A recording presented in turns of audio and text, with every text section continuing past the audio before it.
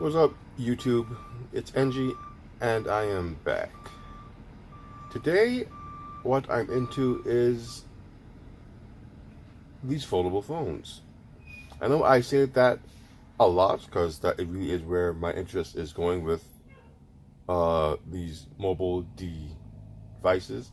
But this past weekend, there were so many leaks of upcoming devices. It was just crazy. Um, as we know, or we probably know, uh, February 11th is Samsung's Unpacked event. That is where they generally show the first wave of premium mobile devices. Uh, so this year at Unpacked, they are set to show the next generation of the S line, uh, designated the S20. Before they thought it would be called the S11, but they went with the S20. Now, I don't think that they skipped 19 or what, however many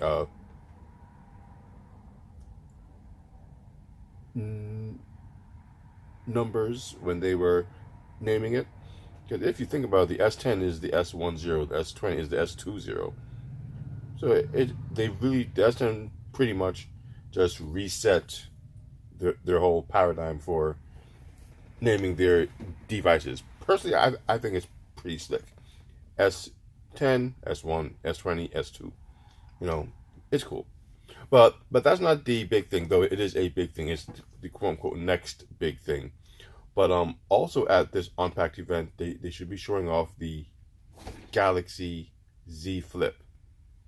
And that is what I want to talk about.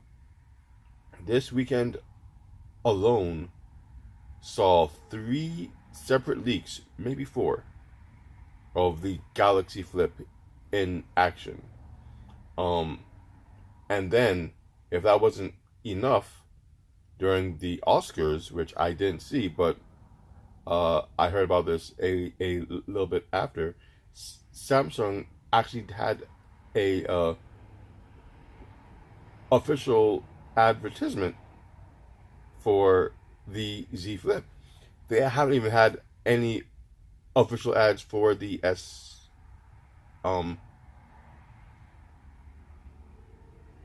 yet.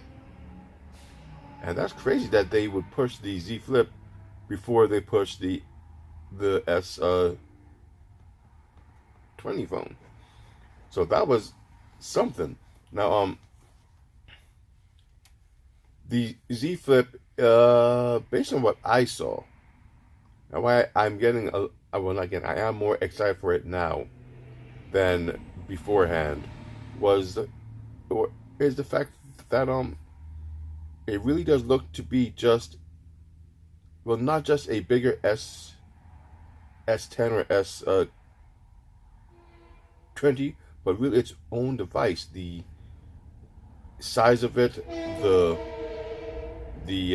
length, the width, the screen res.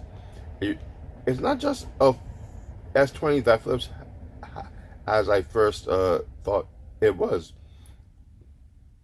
Like here, I have my little channel and what have you, but look at this. That is a really good looking device. The hinge at the back is very similar to the Fold itself. From what I understand, with that hinge as opposed to the hinge on the Fold, it can actually keep the phone up at any angle. Here, you see that the phone was up and he has pushed it down. See, it's kind of neat. It doesn't have to be at a 90 degree or 45 degree angle. The Fold itself can't really go at any angle you want. It's either locked in place when it's fully extended like this, or it's closed fold. Whereas the Z Flip, from what I've read, can stay at any degree that you want, depending on what you need it for. I think that's kind of neat. So so there was this guy here. Not that one. There's one where these girls were just going at it about this phone. Very bothersome. I don't know where I could put that one, but yeah. The Z Flip is really shaping up to look like a really decent device, especially compared to the Razer phone, where the reviews are starting to come in, and it's not looking good. It's actually looking worse and worse the more they test this thing, the more it's used in the wild. What they thought would be the herald of the foldable segment is falling flat. Now, sales haven't gone down. No, people are still very interested in this phone for the nostalgic aspect, and that's fine. The more you push the foldable segment on phones, the more these phones will begin to come out, the cheaper they will get as the tech becomes easier to get by the manufacturers. And in the next few years, like I've said, foldable phones will be the new norm. I actually read an article that said by 2025, foldables will be the more consistent device as opposed to bar style phones. And I would hope it would be sooner than that, because when you compare what a foldable can do as opposed to what a bar style can do, yes, they pretty much do the same thing if you really think about it, but just having the ability to go from phone to tablet, if that is the form factor you choose, is a huge step. If you look at this one here, there goes the Z Flip in a case. So people out here are just using this phone as their daily driver, and it's not even out yet. I'm assuming that whoever owns this phone probably works for Samsung. I highly doubt they somehow got it early, but they do say that the phone is supposed to come out February 14th, a mere 3 days after its launch. Now that's kind of nuts. That's better than anything Apple has ever done, because Apple is known to announce a phone and within a week it's out. Normally with Samsung, they announce a phone and within a month it's out. You have your pre-order period for a week or 2 or 3, and then it's out and about in the wild. The S20 is going to be announced tomorrow, and they estimate it will be released early March. That gives you about 3 weeks to get your affairs in order to get this device. Now the Z Flip here is going to be announced tomorrow, and everything is leading towards it's going to be released on Valentine's Day, pretty much like an early Valentine's Day gift for your girl or your hubby, whatever the case might be. I'm actually considering one for my wife. Not that she much cares for this kind of thing. She has her iPhone and she's quite happy with her S9. But to upgrade from an S9 to what is considerably an S20 that folds would be a nice step. But she doesn't really do anything that requires that kind of upgrade. The phone is not 5G, so she's not getting any faster download or upload speeds, and all she does is really play her games, text and talk, and social media. So though it would be a nice upgrade, I don't feel it would be properly utilized in her hands. But then again, it's purple. or pink, whatever colors they have, and it is a nice looking device. So the Z Flip is all over. Even this one here. This is a design by Caviar. They already, I guess, got the CAD files and were able to make this Joker and Harley edition of the Z Flip with gold and diamonds and rhinestones, all kinds of amazing things added to the phone, to the back of it, to give it that extra level of sheen, of polish, so you stand out even more than you already will with a folding device. This version here will run you $5,000 to $6,000, 2 to 3 times the price of the phone by itself. Now, if you are a huge fan of Joker and Harley, maybe, and you have the money for it, go for it. This is an amazing look. It's an amazing piece. They do have a promotional video where you see it in all its glory with the folding and the unfolding. There's actually a screen saver that is just for this device. I think there's also a what's it, launcher for it as well. So you're getting a lot of perks for this $5,000 phone. To each their own. Now, so the Z Flip is really shaping up to be maybe even more important than the S20. It's not better than the S20. The S20 really does have all of the amazing specs you would expect from this year's S line, but things are slowly heading towards the foldable segment. So the S20, as good as it's going to be, at least for me, the interest doesn't lie there. It's more in the Z Flip. Because I read about the S20 and it's 100x zoom, or is it 10x zoom? The 4,500 milliamp battery. I think it is the 3 different tiers of the phone itself. There's the S20, S20 Plus, S20 Ultra. I heard one of them has 16 gigs of RAM and a terabyte of space, or 16 gigs of RAM and 512 gigs of space, or then it jumps down to 8 gigs of RAM. I mean, the Fold has 8 gigs of RAM, 512 gigs of space. I've used not even 100 gigs of my space, and I have a lot on this phone. 512 is a lot, and this Fold flies.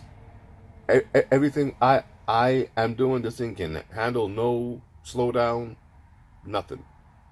Whether I'm doing a video, I'm doing my editing, I'm watching something, I'm playing music, having multiple screens open, all of that, this Fold can handle it beautifully.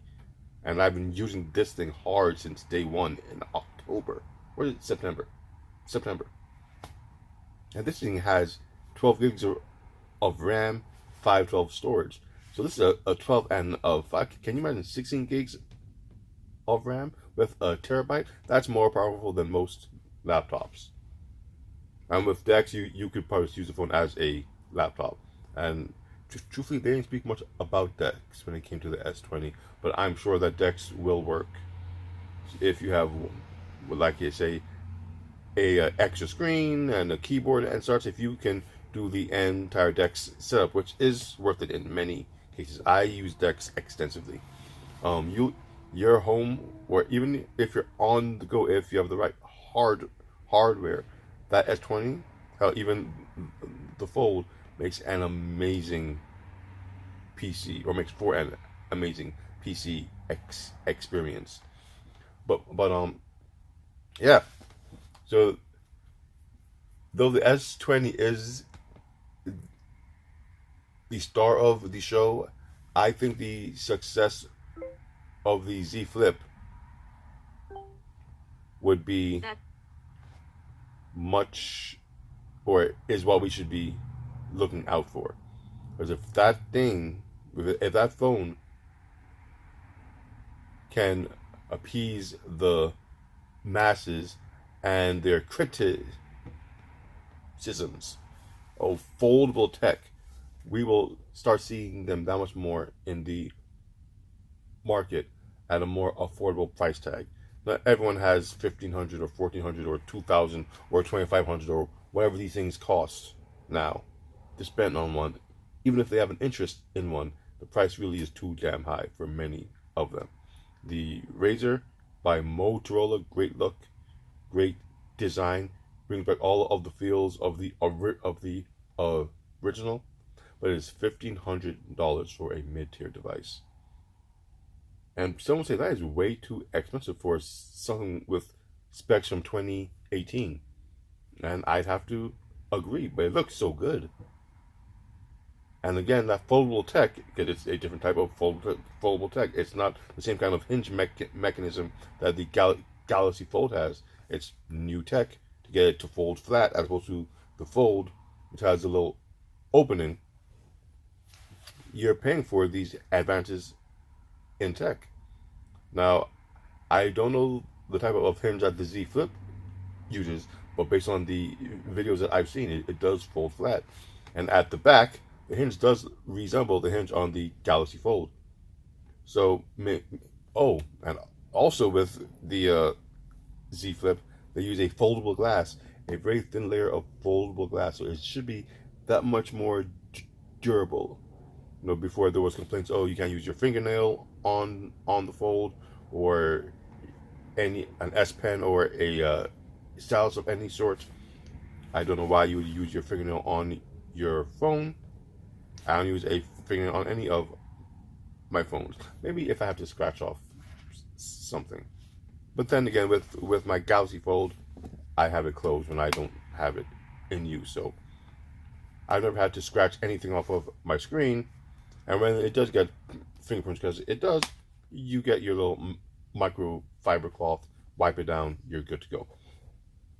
Now, the other phone, and the one that I'm really excited for, that made an appearance this weekend in the wild, was the Microsoft Surface Duo.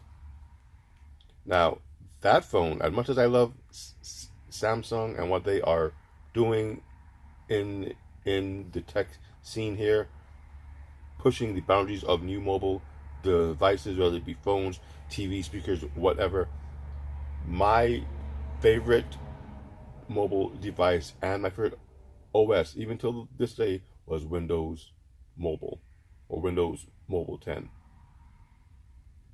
When it first came out all of those years ago, I got one and I loved it. The way it moved, the way it flowed, the way it looked, the way with the background it would grab your pictures, the way before all of these phones had live camera and blah blah blah blah. They had, when you took a picture, the picture moved before you got to the actual picture. The little things like that, wireless charging, all of these things that people find new today, or a lot of them when Windows Phone had them years ago. It just didn't take off. Microsoft was too late to launch these things, and by the time it did, there wasn't room for a third OS. iOS and Android had the market in a death grip, and they still do. So Microsoft, they had to kill off the Windows Phone. I still have two of them, maybe three. And they all work. Yeah, I have the 1520. I have the Dell Venue Pro. Wonderful devices. When they were in their prime, I was so proud of them. But I say all of that to say, the Microsoft Surface Duo was spotted in the wild on a train. I don't know what country. I truthfully didn't read what country it was from, but it was spotted on a train, and it's just beautiful. It really is just amazing. Let me see if I can pull up the video for you, because I took a little video of it.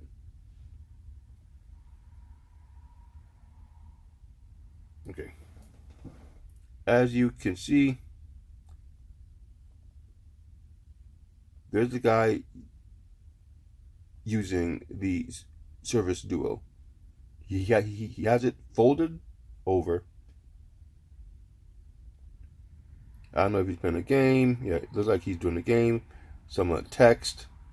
He has it folded over so that there is a screen on both sides, because the Duo itself is a dual hinge device that is, instead of a one soft plastic screen in the middle, it uses two glass screens that are just quite close together, so it can't open as you're about to see. Look at that. That is beautiful. Now, they do have this new Windows, I think it's Windows 10X, which is built for dual screens. It's coming out when this comes out, but you can get an early developer's copy of it and see how it works on your PC if you want to develop for the platform. But that is a beautiful device. It's not too thick.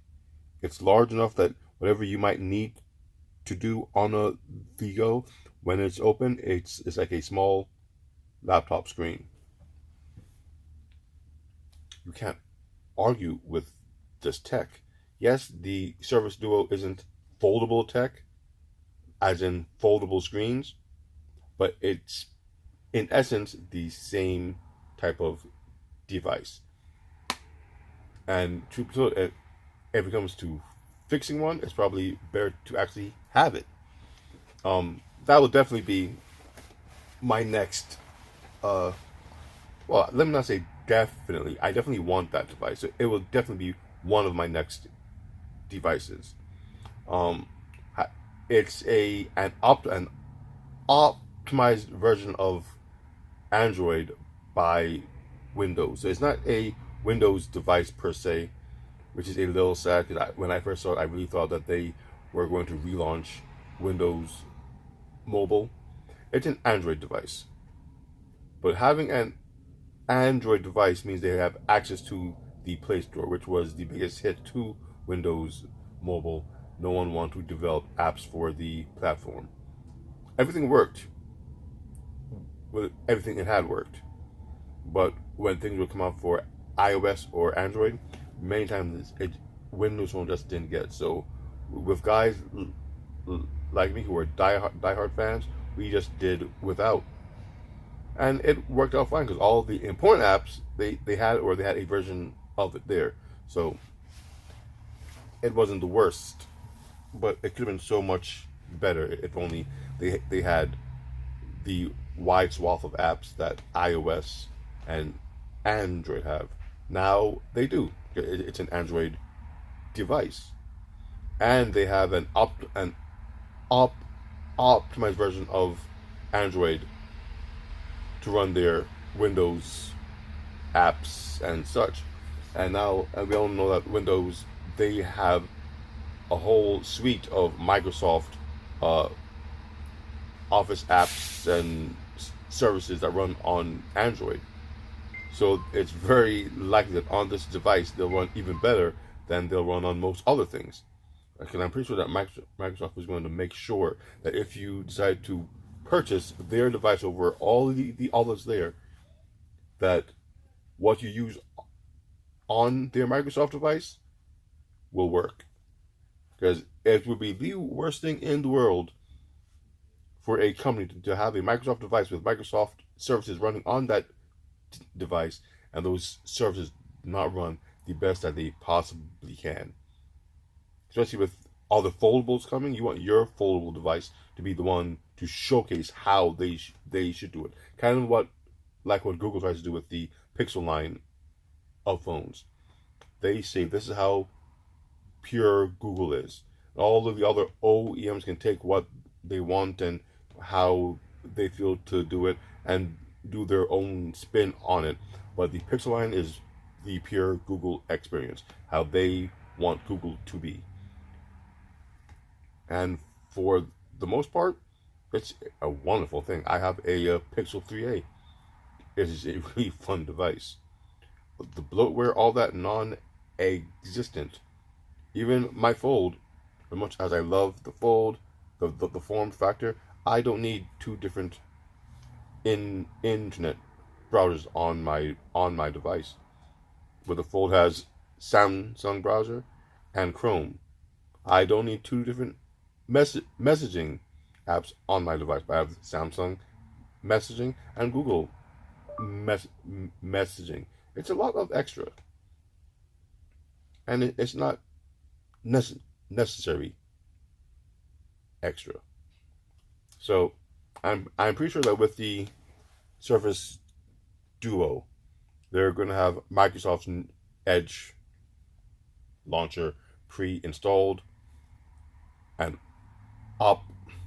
optimized for it with their mobile version of Windows 10X. I think that's what it's called. They'll probably have the Edge browser as well. I might actually put that on another folder to see exactly how that works. I'm sure that looks really good. And their whole suite of apps just there. And maybe they'll have the Google stuff in a little folder somewhere. So if you really want to go into the Google side of things, you can. But I'm pretty sure they're going to showcase what Microsoft has done with Android. I'm sure it'll be a great experience. I did have a phone that I was running Windows Launcher on. It was the V20. And it was great. I love that V20. Yeah. I did try to run Microsoft Launcher on the phone when I first got it. But there were little things that just didn't mesh well with the foldable, with the aspect and all of that. So I had to stop with it. But I do want to try it again. You know what? I think I will. Give me something to do with this. Because if nothing else with Android, you can experiment and make it your own. Which is why I love myself a good Android device. Yeah, well, this whole rant was just to say I am excited with foldables. They are coming. The leaks this weekend were great. I did enjoy seeing the Galaxy Z Flip in all its glory, and then seeing the Microsoft Surface Duo not being held by the head. What's his name? I can't remember his name right now. But some guy on the train who is testing the phone. It was a beautiful thing and gave me high hopes for the future of these devices.